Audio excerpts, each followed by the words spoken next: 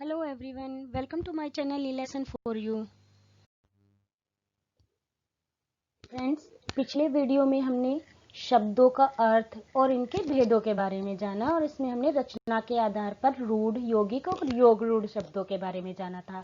आज हम उत्पत्ति के आधार पर, अर्थ के आधार पर और व्याकरणिक विवेचन के आधार पर शब्दों का अध्ययन करेंगे। स्रोत, उत्पत्ति या इतिहास के आधार पर शब्द के भेद। हिंदी भाषा में शब्दों के स्रोत या उत्पत्ति का माध्यम बहुत सी भाषाएं रही हैं, जैसे संस्कृत, अरबी, फारसी, अंग्रेजी, पुर्तगाली, तुर्की आदि। इस आधार पर शब्दों के बहुत सारे भेद हैं, जिसमें सबसे पहला है तत्सम शब्द। तत्सम शब्द दो शब्दों से मिलकर बना है, तत् और सम। तत् का अर्थ होता है उसके और सम का अर्थ होता है समान।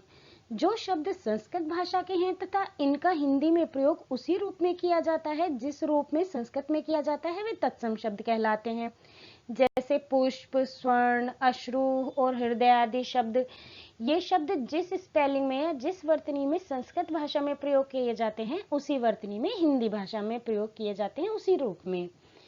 अब इसका दूसरा भेद है तद्भव शब्द। तद्भव भी दो शब्दों से मिलकर बना है, तत् और भव। तत् का अर्थ है उससे और भव का अर्थ है पैदा हुआ। संस्कृत भाषा से उत्पन्न हुए या जो शब्द परिवर्तित होकर हिंदी शब्दावली में प्रयोग होने लगे, वे तद्भव कहे जाते हैं। अब इसे उदाहरण से समझते हैं। अभी आप अपनी स्क्रीन पर तत्सम और तद्भव शब्दों की सूची देख रहे हैं। तत्सम में वो शब्द हैं जो संस्कृत भाषा के हैं और तद्भव जो उनका रूप परिवर्तित हो गए उससे जन्मे हुए शब्द हिंदी भाषा में प्रयोग किए जा रहे हैं। जैसे सत्य से सच, रात्रि से रात, घट से घड़ा, दुग्ध से दूध, क्षेत्र से खेत, हस्त से हाथ, चंद्र से चांद और दधी से दही। अब अगला भाग है इसका देशज या देशी शब्द। देशज में दो शब्दों से मिलकर बना है, देश और ज। देश मतलब हमारा देश, ज मतलब जन्मा, यानी कि देश में जन्मा हुआ। अर्थात जो शब्द देश के विभिन्न प्रांतों, जातियों तथा बोलियों आदि से हिंदी भाषा में आ गए हैं, वे देशज शब्द कहलाते हैं। इनका मूल रूप संस्कृत भाषा में नहीं मिलता, यानी कि इनका मूल स्रोत संस्कृत नहीं है, लेकिन ये भारत के ग्रामीण क्षेत्रों अथवा जनजातियों में बोली जाने वाली संस्कृत से भिन्न भाषा परिवारों से हैं। ये क्षेत्रीय बोलचाल के शब्द होते हैं और स्थानीय बोलियों से हिंदी भाषा में इन्होंने प्रवेश पा लिया है। ये शब्द हैं खाट, झाड़ू, पगड़ी, धोती, लोटा, लकड़ी, डब्बा, पेट, बासन, झंझट आदि। इस तरह के जो भी शब्द हैं जो देसी भाषाओं से हमारी हिंदी भाषा में सम्मिलित हो गए हैं, देशज शब्द कहलाते हैं।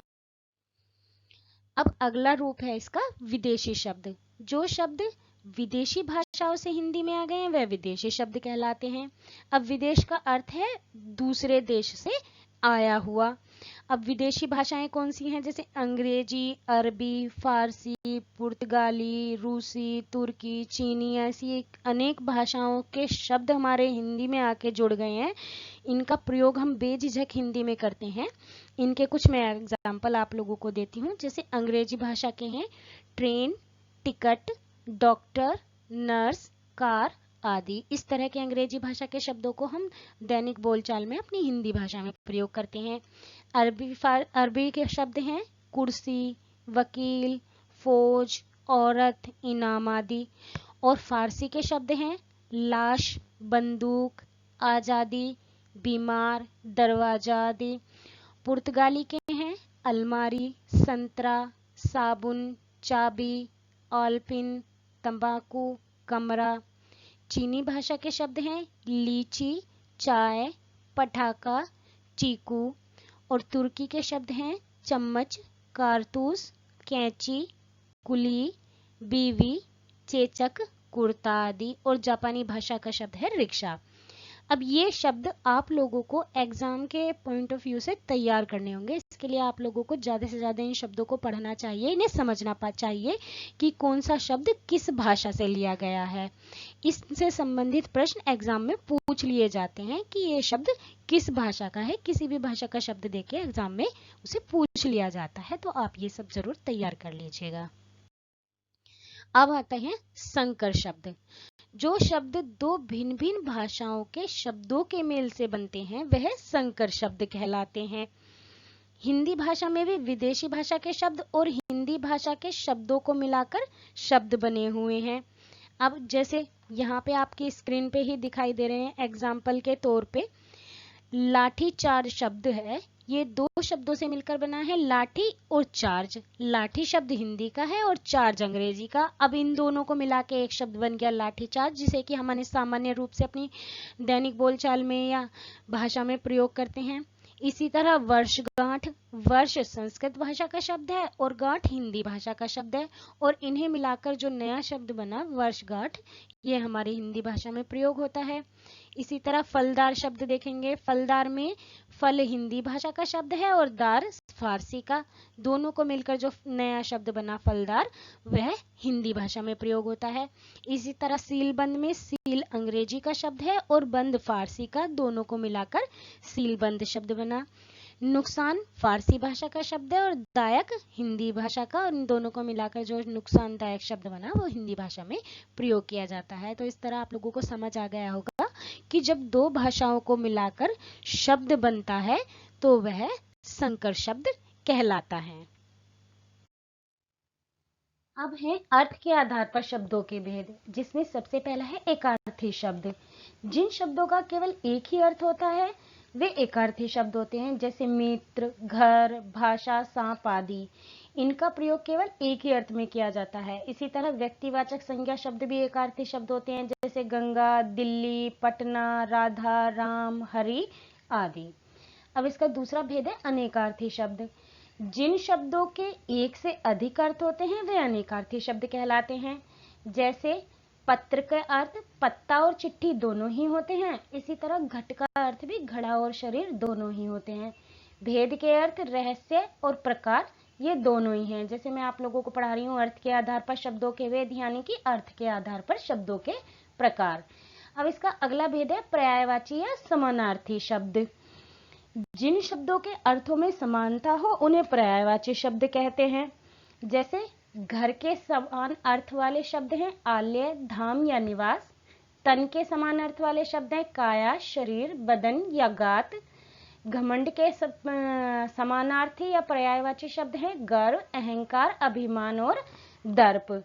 यहाँ पे ध्यान देने की बात यह है कि अर्थ में समानता होते हुए भी पर्यायवाची शब्द प्रयोग में एक दूसरे का स्थान नहीं ले सकते। जैसे घर के पर्यायवाची आलय, धाम या निवास हैं।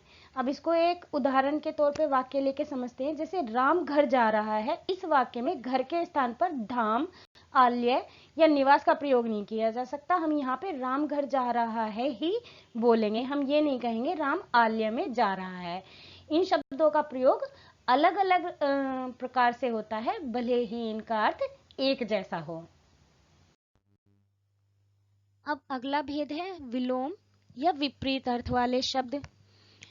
जो शब्द एक दूसरे का विपरीत या उल्टा अर्थ प्रकट करते हैं वे विलोम शब्द कहलाते हैं।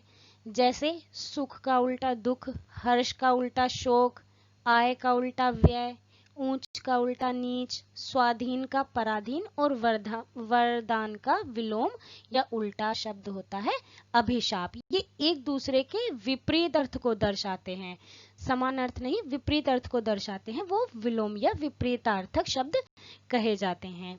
फिर अगला भेद है श्रुति समभिन्नार्थक शब्द। जो शब्द सुनने में एक जैसे लगते हैं लेकिन इनके अर्थ अलग अलग होते हैं और इनकी वर्तनी में भी सूक्ष्म अंतर होता है, वे श्रुति समभिन्नार्थक शब्द कहे जाते हैं। जैसे आप अपनी स्क्रीन पर देख रहे हैं अवधि और अवधि दो शब्द हैं। पहले अवधि का अर्थ है भाषा का नाम, दूसरी अवधि का अर्थ है समय सीमा। जो भाषा के नाम का अवधि शब्द है उसमें धा पर बड़ी की मात्रा है और जो समय सीमा वाला अवधि है उसमें धा पर छोटी की मात्रा है। तो इस तरह से आप समझ गए होंगे कि इनकी वर्तनी में तो अंतर होता है लेकिन ये सुनने में एक समान लगते हैं। जैसे कि इसका नाम ही है श्रुति सम, सुनने में समान, श्रुति माने सुनना, सम माने समान। भिन्नार्थक लेकिन अर्थ में भिन्न, तो ये सुनने में तो समान है लेकिन इनके अर्थ भिन्न हैं।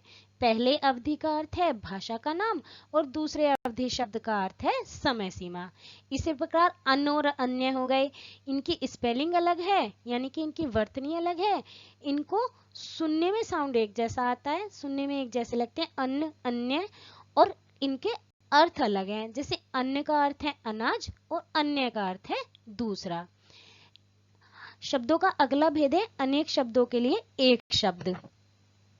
जिन शब्दों का प्रयोग वाक्यांश अथवा अनेक शब्दों के स्थान पर किया जाता है वे वाक्यांश के लिए एक शब्द या अनेक शब्दों के लिए एक शब्द कहे जाते हैं। जैसे भगवान विष्णु के उपासक को क्या कहते हैं? वैष्णव। तो किसी को भगवान विष्णु का उपासक है ये ना कह के कह दे कि यह वैष्णव है। जो कभी ना मरे अमर, जिसे कभी बुढ़ापा ना आए अजर, या इतिहास से संबंधित ऐतिहासिक। तो इसमें ऐसी स्थिति में क्या होता है कि हम पूरा एक शब्दों का समूह या एक वाक्य ना बोल के उसका एक छोटा रूप बना लेते हैं, वही अनेक शब्दों के लिए एक शब्द या वाक्यांश के लिए एक शब्द होता है। इसी तरह कुछ उदाहरण और हैं, जैसे रास्ता दिखाने वाला होता है मार्गदर्शक, जो नया जन्मा हो नवजात, और जो ज्यादा बोलता हो वाचाल। अब व्याकरणिक विवेचन या अथवा वाक्य में प्रयोग करने के आधार पर शब्दों के भेद देख लेते हैं। इसके दो भेद होते हैं, विकारी और अविकारी शब्द। इसमें पहले हम विकारी शब्द देख लेते हैं। विकार का अर्थ होता है परिवर्तन। जो शब्द वाक्य में प्रयोग किए जाने पर लिंग, वचन, कारक तथा काल के कारण अपना रूप बदल लेते हैं वे विकारी शब्द कहलाते हैं। यानी कि परिस्थितियों के अनुसार, लिंग के अनुसार, वचन के अनुसार, काल के अनुसार ये शब्द अपना रूप परिवर्तित कर लेते हैं, वे विकारी शब्द कहलाते हैं। इनके भी चार भेद होते हैं, संज्ञा, सर्वनाम, क्रिया, विशेषण। प्रयोग के अनुसार इन सभी का रूप बदलता रहता है। अगर विकारी शब्द पूछा जाए तो जितने भी संज्ञा, सर्वनाम, क्रिया शब्द होते हैं या विशेषण शब्द होते हैं वे सभी विकारी शब्द होते हैं। उदाहरण के लिए हम संज्ञा शब्द लेते हैं। इसमें बच्चा, बच्चे, बच्चों। देखिए अब एक शब्द है बच्चा, अब इसके रूप बदल रहे हैं अपने आप। एक बच्चा है तो बच्चा, अनेक बच्चे हैं तो बच्चे, और बच्चों को संबोधित करके कुछ बोल रहे हैं तो हम बोलेंगे बच्चों। इसी तरह सर्वनाम में वह, वे, उनका, उन्होंने आदि। विशेषण में मोटा, मोटी, ऊंचा, ऊंची। इसी तरह से क्रिया में आता है, आते हैं, आएंगे, आए थे। ये शब्द रूप के जो हैं ये काल के अनुसार, वचन के अनुसार और कारक के अनुसार अपने आप बदल रहे हैं। यही विकारी शब्द होते हैं। दूसरा भेद है अविकारी शब्द। अविकार दो शब्दों से मिलकर बना है, अ और विकार। अ मतलब जिसमें ना हो, विकार यानी कि परिवर्तन, जिसमें परिवर्तन ना हो। जिन शब्दों के रूप में लिंग, वचन, कारक, काल आदि के प्रभाव से कभी परिवर्तन नहीं होता वे अविकारी शब्द कहलाते हैं। इनके भी चार भेद होते हैं, क्रिया विशेषण शब्द, संबंध बोधक, समुच्चय बोधक और विस्मयादि बोधक शब्द। इस तरह के शब्दों में कभी भी परिवर्तन नहीं आता है। इनके उदाहरण भी मैं आपको बता देती हूँ। इसमें सबसे पहले क्रिया विशेषण के देख लेते हैं, जैसे धीरे धीरे, बाहर, तेज, दौड़ा, आर पार, जल्दी जल्दी।